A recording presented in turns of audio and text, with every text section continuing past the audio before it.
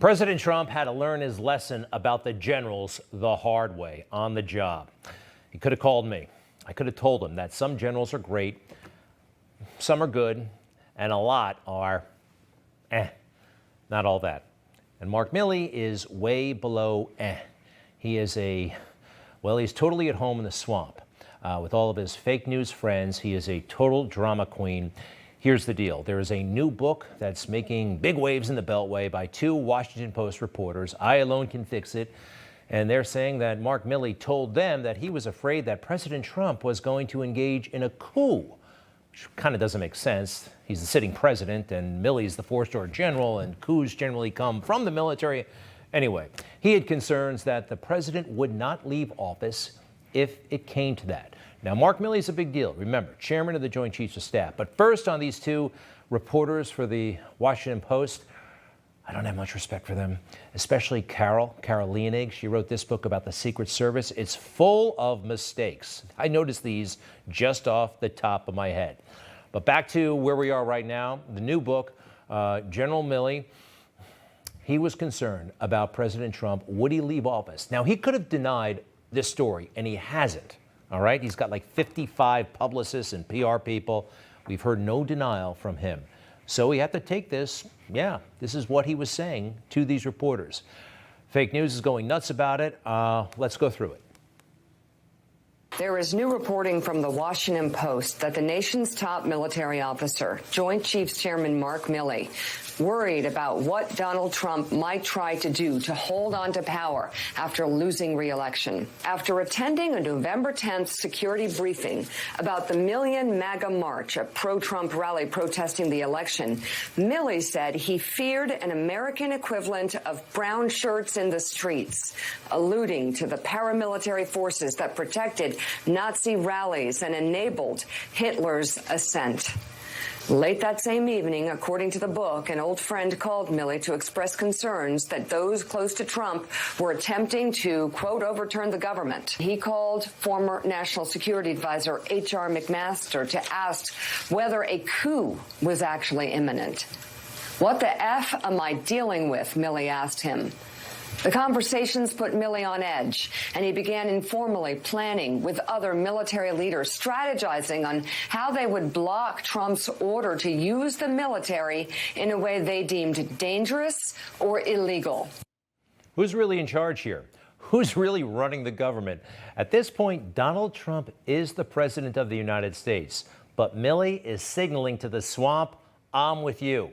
The book also details how Milley confronted then White House Chief of Staff Mark Meadows at the annual Army-Navy football game about rumors that the president was preparing to replace then CIA Director Gina Haspel with a loyalist.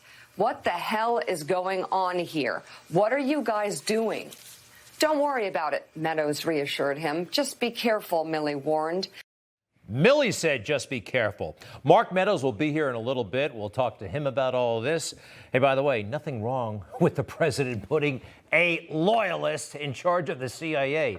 Joe Biden did it. Quite frankly, Donald Trump should have done more of it. All right. So a little bit about Milley, where we are now, and what was happening back then. Now, you remember how, he lost his mind. He got very, very nervous when he walked across the street with President Trump. No big deal. There was a big riot the night before. Order had been restored. President Trump went over to St. John's Church, held the Bible up to the consternation and annoyance of the swamp. They thought this was an abomination. Right now, by the way, a Black Lives Matter mural is at that church instead, and everybody's fine with it. So Milley was so traumatized by this, or was he? He came out and apologized. He made a big deal about walking with the commander-in-chief. He should not have done that. As many of you saw the result of the photograph of me at Lafayette Square last week, that sparked a national debate about the role of the military in civil society. I should not have been there. My presence in that moment and in that environment created a perception of the military involved in domestic politics. So It didn't spark a big national conversation. There was minor social media blowback. It created the perception of military participation in politics, domestic politics. That's what he said. It actually sparked some curiosity in my mind. Where was he when he said this? Turns out it was at a June 11th commencement for the National War College. They were having a graduation. I looked up the speech. Is this a speech from somebody who's trying to avoid domestic partisan issues? I am outraged by the senseless and brutal killing of George Floyd. His death amplified the pain, the frustration, and the fear that so many of our fellow Americans live with day in and day out. As we said in the military, this is way out of his lane. And he goes on with his observations. The protests that have ensued not only speak to his killing, but also to the centuries of injustice towards African Americans. What we are seeing is the long shadow of our original sin in Jamestown 401 years ago, liberated by the Civil War, but not equal in the eyes of the law until 100 years later in 1965. We are still struggling with racism, and we have much work to do. Much work to do. The language of the woke far left. Did you hear that? The original sin? He is a general in the army talking about things that happened in the 17th century. It does make sense in a weird way. This is how the guy talks when he's in front of Congress. I want to understand white rage, and I'm white, and I want to understand it. Good for you, bad for the military. More. Racism and discrimination, structural preferences, patterns of mistreatment, unspoken and unconscious bias have no place in America, and they have no place in our armed forces. We must, we can, and we will do better. Again, with the do better, an unconscious bias. How are we going to fight that? People debate what it is and what it means and if anybody really has it. The military can't and should not take that on. It's totally ridiculous and totally political. More. And we should all be proud that the vast majority of protests have been peaceful. Peaceful protest means that American freedom is working. Who remembers those peaceful protests from last summer, huh? They were all over the place. Peaceful protests. Yes, indeed. So peaceful. You must have been watching the fake news, maybe MSNBC. Where did they get this idea? I want to be clear in how I characterize this. This is mostly a protest. It is not, generally speaking, unruly. All right, maybe Mark Milley was watching the news. What else? The foundational value that underpins American rights embedded in the Constitution is that all people, no matter who you are born free and equal. And while the military sets an example for civil society through our inclusiveness, we too have not come far enough. We all need to do better. Okay, do better. You keep saying that.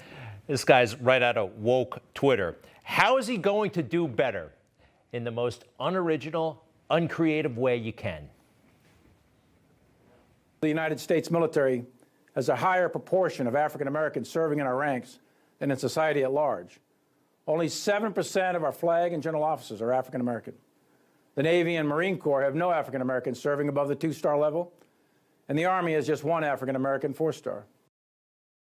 The most unoriginal, uncreative way.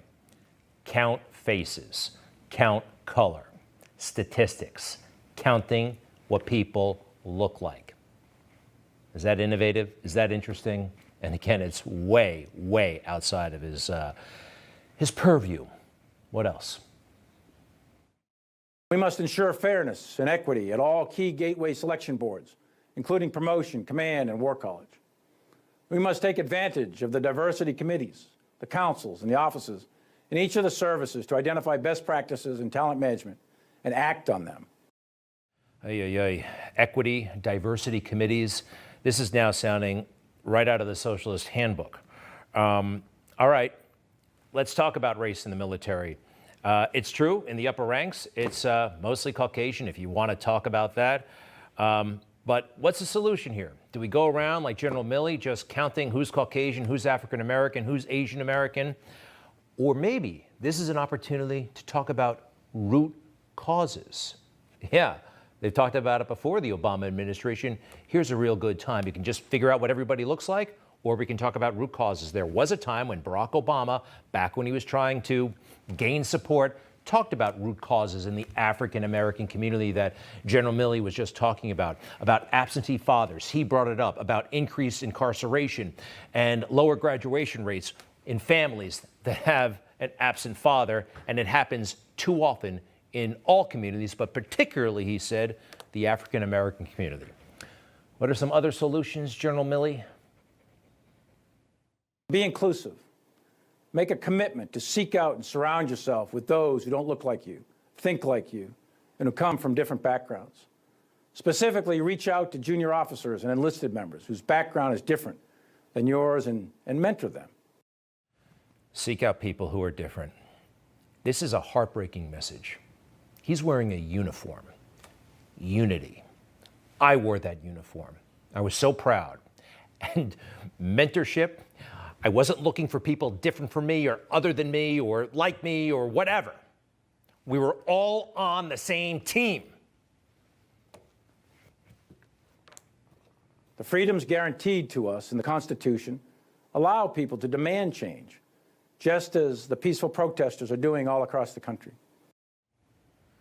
Remember, this is where he apologizes for partisan political appearances, walking with the president.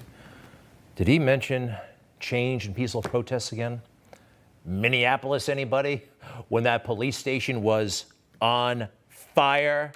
There's a little bit more, and this is where, in a weird way, you tell me what you think, he gets a little bit creepy.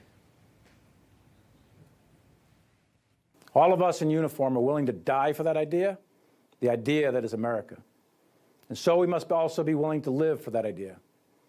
For freedom of speech, freedom of the press, freedom to peacefully assemble, and freedom to vote, and freedom to believe as you wish in your religion. These are essential freedoms that are the cornerstone of our country. Americans have spilled their blood to protect them in the past, and they continue to be worth fighting for. This we will defend. Now, those freedoms, of course, are basic. We know that. This is in the middle of last year. This is well before the election, well before January 6th. He's raising issues about voting, freedom to assemble, and this we will defend. I think there's something ominous about this. I don't know for sure, but I do know this. He wants a job, this guy. Let me tell you something about the Joint Chiefs of Staff, chairman of the Joint Chiefs of Staff. Here they all are, going back 20 years. Now, generally speaking, they all have 4-year terms. You see that? Each one is around for 4 years. But it's not a 4-year term. It's actually two 2-year terms. You have to be renominated by the president 2 years in. It generally happens, but not always. General Pace, the chairman of the Joint Chiefs during a good chunk of the Iraq War, was essentially fired by President Bush. Wasn't impressed. Performance wasn't there. Now, General Milley has only been on the job since 2019. Guess what? In just a couple of months, he's up for renomination. What's he thinking about right now? The military, the country, or his career? He hasn't been renominated yet. I have a feeling I actually know where his priorities are, because you just heard all that nonsense that he just said. You know, some of it you might agree with, but it's well outside of his area of responsibility.